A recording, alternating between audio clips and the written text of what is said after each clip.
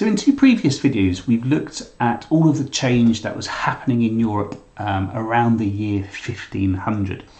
We've looked at the Renaissance in the Italian states, when people are taking a great interest in culture and arts and the sciences.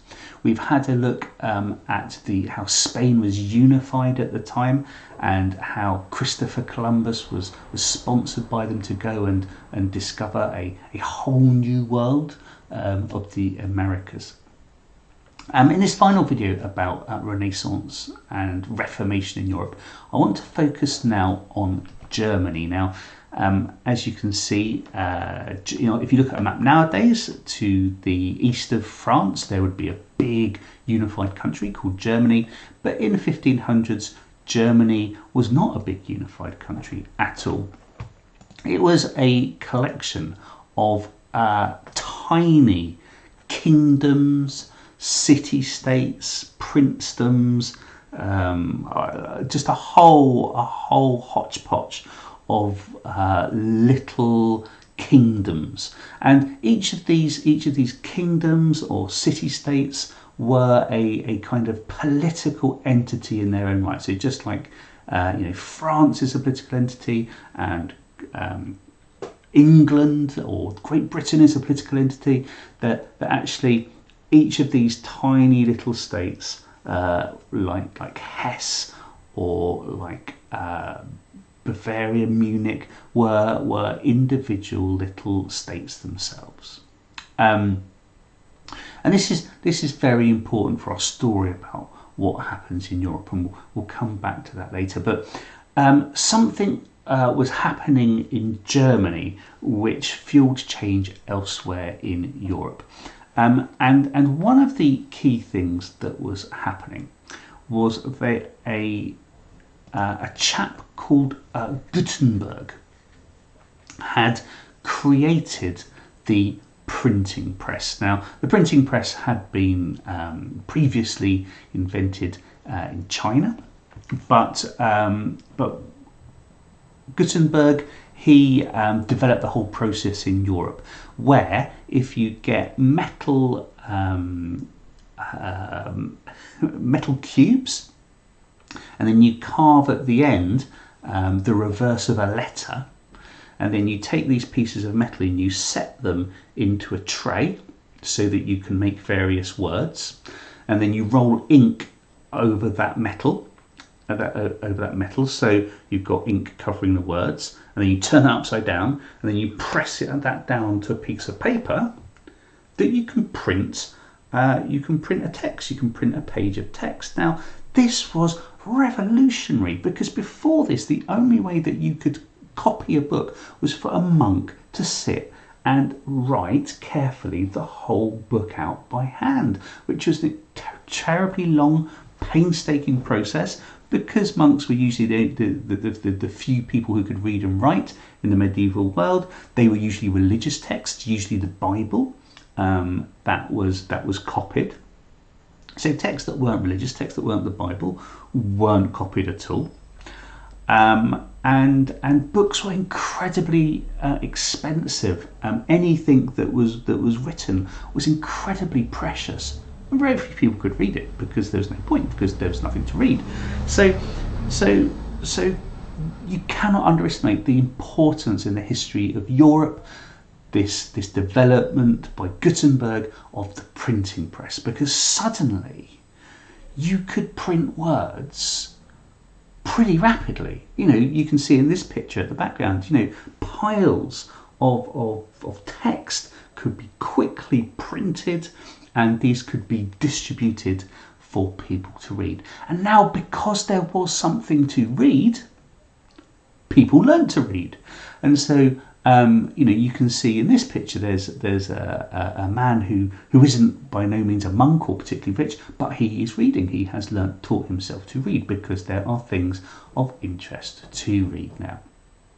Now, this fed into the Renaissance that was happening in Italy, as we saw with Vesalius and those wonderful drawings that he did when he dissected people. These were printed on printing presses, like Gutenberg's printing press, and distributed. and people looked at them and read them and took interest in them. All the new scientific ideas, like Galileo's new idea of the Earth going around the sun, was printed and distributed around people in Europe. So there would not have been this Renaissance, this widespread interest in new ideas, had it not been for Gutenberg and the printing press. And nowadays we take printed word and we take books for granted, but around 1500 this changed the world. This was an incredibly new, powerful technology, and changed history in a way that, you know, computers and smartphones nowadays are kind of changing the world as it is now. So this was a really key invention. Okay, Gutenberg developed the printing press, and one of the first things that he began to print was the Bible, and more about that in a little bit. But Gutenberg's Bible was printed, was distributed widely across Europe. So all of this change, one of the key drivers of it is Gutenberg developing the printing press. Now, because of the development of the printing press, that lots of things were printed, and this is one image that was printed on printing presses in Germany in the 1500s, and it's showing a process where people were buying indulgences. Now, what an indulgence is, it's easy for me to say, is the Pope, head of the Catholic Church, is in communication with God to try and work out how the people should pray and worship in all of Europe. He blesses pieces of paper that actually say that if you pay money for this piece of paper, this indulgence, then you will get less time in purgatory, this kind of place between heaven and hell where it's really uncomfortable, it's really horrific, but there's a chance that you'll get out of it and go to heaven one day. Okay, so the purchase of indulgences means you'll spend less time in purgatory. So people from the Catholic Church would go around selling these indulgences, and this was particularly, they particularly targeted the German states for this. And so here we have some German people, they are paying lots of money for these pieces of paper, for these indulgences, so that when they died they spent less time in purgatory.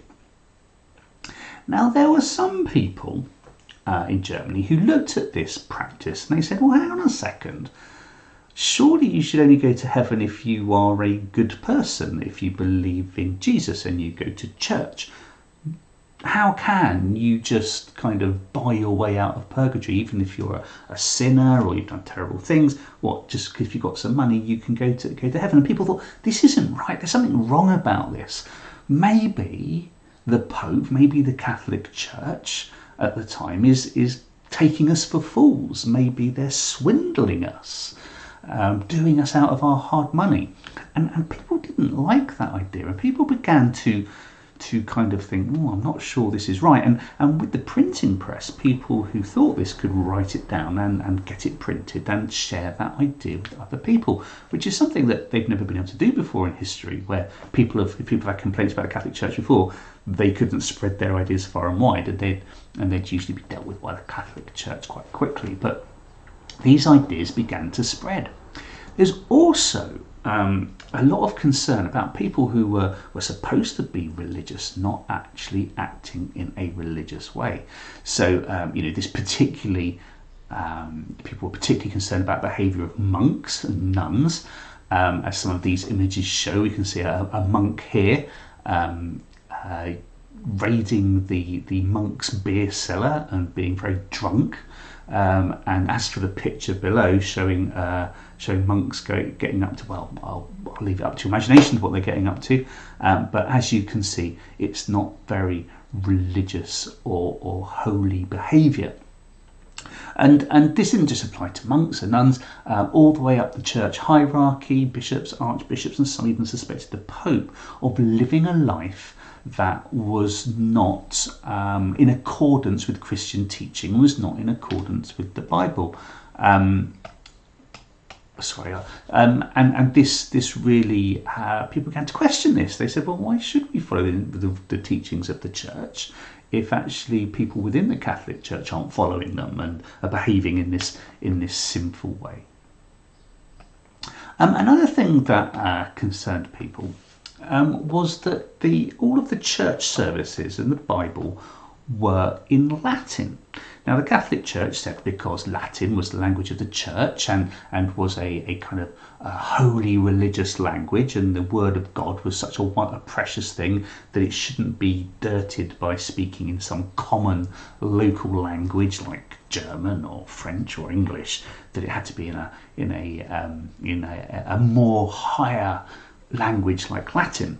So this meant that people across Europe went to church every Sunday, and they had to listen to church services in Latin. They had to listen to songs in Latin. They had to have the Bible read to them in Latin.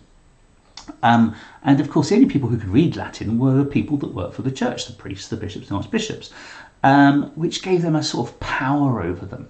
And lots of people at the time began to think, with the ideas of the Renaissance as well, questioning the world. They said, well, hang on a second.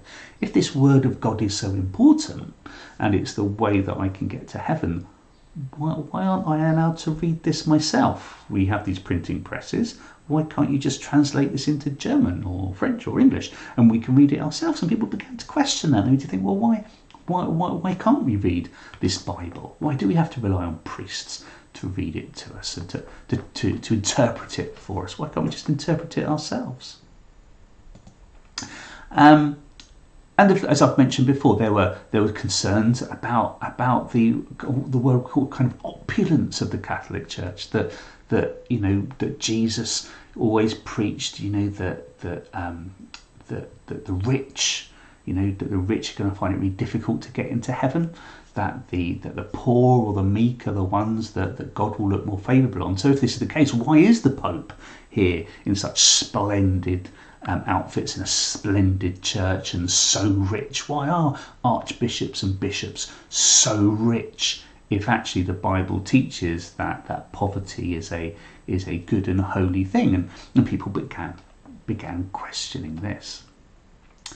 Now, there was one monk who lived in Germany, who lived in the German town of Wittenberg, who actually kind of got quite angry and upset about all of these things the Catholic Church were doing. He was really angry about all the wealth and display that the Catholic Church was showing. He was really cross about people not being able to read the Bible for themselves. He was cross about all of the bad behaviour of the monks and other religious people in Germany. And what really triggered him was the selling of indulgences as well. He thought that was absolute nonsense, and it was clear that the Pope and the Catholic Church were swindling people for no apparent reason. He saw this as an indication of how maybe they are not the right people to guide people how to get to heaven. He had no complaints with God.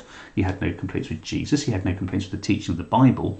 He had complaints with how the Catholic Church was saying you should pray and worship in order to get to heaven. And so this man began to protest against the Catholic Church. And because he was protesting against the Catholic Church, that he and people who began to follow him were called Protestants or Protestants, because they were protesting against the Catholic Church. And this man's name is Martin Luther. Now, in your mind, when I said that just then, you went Martin Luther King. He's not Martin Luther King. Martin Luther King campaigned for civil rights in America in the 1950s and 60s. Martin Luther King is actually named after Martin Luther, because Martin Luther King's parents were Protestants, and so they wanted to remember Martin Luther by naming their child after Martin Luther. So this is Martin Luther, and he's a German scholar. He's a theological scholar, so he studies the Bible and how to worship, And he's part of the Catholic Church, but then in Germany in the early 16th century, so the early 1500s, he began to get more and more cross about all these things which the Catholic Church are doing in Germany. He's reading lots of pamphlets that are being printed on Gutenberg's printing press, and he decides to protest against the Catholic Church. And he gets so angry that he writes 95 things that he thinks is wrong with the Catholic Church, what's known as Martin Luther's 95 Theses. And he nails this list of complaints to the door of Wittenberg Cathedral. Now, this is a huge moment in history because first of all, that list of 95 complaints is quickly printed on the printing press and distributed across Germany. It's also a clear and open act of defiance against the Catholic Church. Now, if you remember when we talked about Germany being lots of different little princedoms and kingdoms, one of the things that Martin Luther was kind of banking on was the fact that lots of these kings and princes didn't actually like the Pope and the Catholic Church having so much interference in the running of their kingdoms. They didn't like that the Church, collected taxes from people. 1 in 10 of everything that people own, so 1 in 10 of people's sheep or pigs went to the church. This was known as the tithe, and princes didn't like that, and they didn't like the fact that bishops and archbishops would boss people about and had so much power. So Martin Luther was gambling, and he was thinking, actually, maybe some of these princes will actually agree with me and protect me. And he was right. One of the kingdoms of Saxony, the protector of Saxony, actually agreed with Martin Luther and protected him and made sure that he wasn't arrested by the Catholic Church, by the Inquisition that went around and tried to find people who didn't agree with Catholic teaching, that he was safe. And so because he was safe, and because the Elector of Saxony decided to become a Protestant as well, and many other kings and princes in Germany decided to become Protestants too, that this kind of these ideas caught on. This idea that the Catholic Church might not be showing people the correct way to try to get to heaven. Okay, so we have, starting in Germany, this split in Christians. We have the Catholics who believe that the Pope should tell people how to pray and worship and how to get to heaven, and the Protestants who do not think the Catholic Church has the right way to guide people to heaven. So this led to huge amounts of propaganda produced by Protestant thinkers. So, and this was printed again on the printing press and distributed around Germany and around Europe and around England. Images such as this, as the Pope being drawn as the Antichrist and all the other demons and devils helping him to control the minds of the people of Europe. And this was a really strong idea that actually the Catholic Church had been infiltrated by demons and devils, and this is why monks were behaving so badly and the Pope was so rich and they were doing things like selling indulgences, because this was the devil's work, and the only way to actually find your way to heaven was to ignore the Catholic Church and become a Protestant. I thought I'd show you this one as well, that was widely circulated around Europe at the time, of the Pope as the devil himself. So Martin Luther's ideas quickly spread, and this was the kind of religious picture in Europe about 100 years after Martin Luther first nailed his 95 complaints, his 95 theses, on the church door in Wittenberg. And the pink countries in this map, all these pink areas, are areas which were mostly Protestant and had Protestant leaders and a Protestant government. So you can see England and Scotland there, most of Germany, Denmark, Scandinavia, Sweden and Norway. And then we've got little pockets of Protestantism within France, which was to lead to a lot of conflict and internal bloodshed in France. And the key points, the key differences between these Catholic countries and these Protestant countries are kind of typified by this. So if you're a Protestant, then it means that you don't think the Catholic Church is the people who should tell you how to pray to God. So that means that there are lots of different types of Protestants. So you have Baptists or Methodists, Anglicans, who have all different types of Protestants. But common amongst people who are Protestants are these kind of three key ideas. The first idea is that the Pope isn't the head of the church. It should be the local king or prince that should be the head of the church. Now, in the thinking at the time, in the 1500s, you became a king because God wanted you to.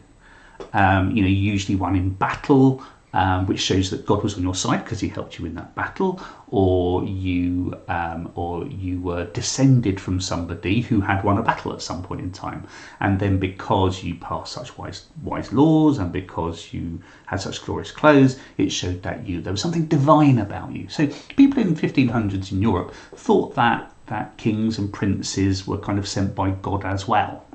So it wasn't a great leap for them to think that actually maybe these kings and princes should be the head of the church in that country.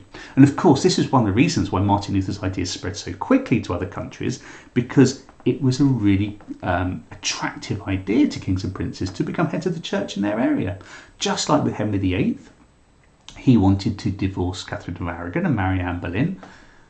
He could do this if he made himself head of the church in England. So this Protestant ideas were really attractive to him because it helped him meet his political aims. And this was the same with many kings and princes across Europe. So it's one of the key ideas that the ruler of the area where Protestantism is should be the head of the church. The Pope should not be the head of the church. The other common idea in Protestantism is that the Bible, the Word of God, should be translated into the local language. So in England, when Henry VIII took control of the church in England, the Bible was translated into English and church services began to be in English, which was a massive change. For hundreds and hundreds of years before, all services and the Bible had been in Latin. People didn't understand a word of it. The priest would explain it to them. But now they could actually, once they'd learnt to read the Word of God themselves, and this could be printed on printing presses like Gutenberg's printing press. So this was an incredible change, because people didn't have to rely on an organisation such as the church. They didn't have to rely on priests and bishops and archbishops to tell them what was in the Bible. They could actually learn to read and read it for themselves, which kind of changed a lot of people's relationship with God. Before, you had to go through a priest and a bishop and the archbishop and the pope to actually get to God, or to pray to a saint to get to God. But now you could read the Word of God yourself, and you could have a direct relationship with God. And this is why there's so many different variations of Protestantism, because lots of people read the Holy Bible in their own language and came to their own conclusions, and so started their own different ways of praying. So in Germany, there are lots of copies of the Bible in German. In France, there's lots of copies of the Bible in French. In England, there's lots of copies of the Bible in English, and so on, all printed on these printing presses, which is why these ideas spread so quickly.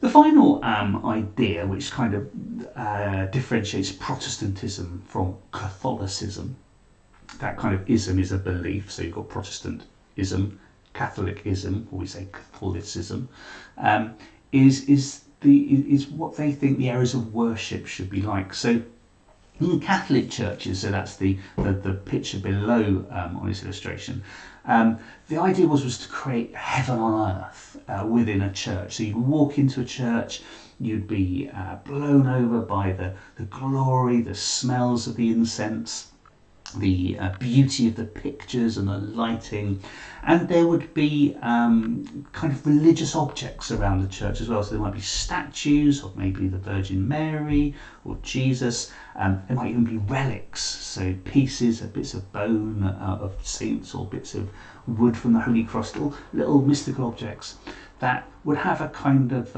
religious power which people would go and worship to and pray to around the church.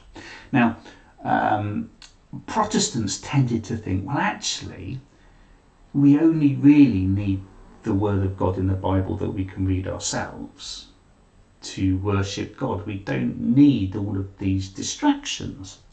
And they also thought that it was a kind of indication of how the devil had got into the Catholic Church, that people were praying to these idols, these religious statues which seem to have some mystical power. Now, one of the key ideas in the Bible is that Jesus tells people to go and destroy, and God as well tells people to destroy idols which people of different religions had in the times when the Bible was written. So it was a key idea in Christianity that actually Christians didn't worship objects with mystical powers, didn't worship idols. And Protestants thought that all of this decoration, all of these statues in a Catholic Church were the same as these idols. And they saw this as an example of how the devil had got into the Catholic Church. So Protestant churches tend to be plainer and simpler than Catholic churches because they think you shouldn't have any distractions from the Word of God. Whereas Catholic churches want to celebrate the beauty and wonder of Christianity and try and recreate heaven on earth to make you try to want to live a better life so that you go to heaven.